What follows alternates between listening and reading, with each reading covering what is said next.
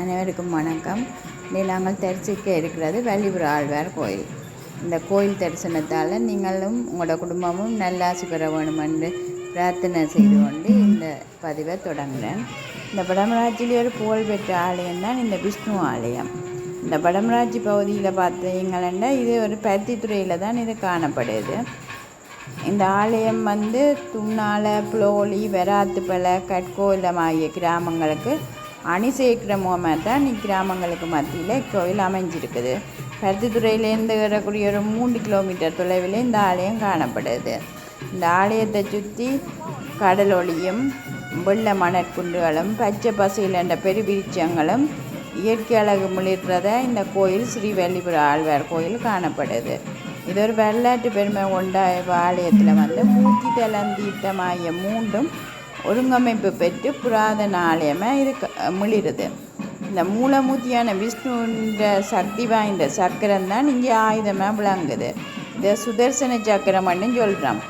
எங்களோட ஈழத்தை பொறுத்தவரையில் மூலமூர்த்திகளை படைக்கலங்களை வச்சு வழிபடுற ஆலயங்களில் மகிமை பொருந்தியதாக இருக்கும்.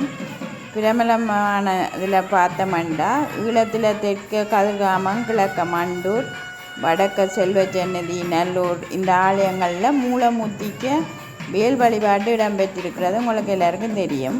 இந்த வடமராட்சியை பொறுத்தவரையில் வள்ளிபுர ஆழ்வார் ஆலயத்தில் மூலமூர்த்தியை இந்த சக்கரம்தான் இங்கே காணப்படுது. இந்த வள்ளிபுர ஆழ்வாரை பொறுத்தவரையில் யாழ்ப்பாணத்தில் நாகட்டி ஆட்சி கிறிஸ்துக்கு பின் 303 பம்பன்னர் ஆட்சியில் 556 முடிவுக்கு வந்ததாக சொல்லுறது வரலாற்று ஆசிரியர்கள்.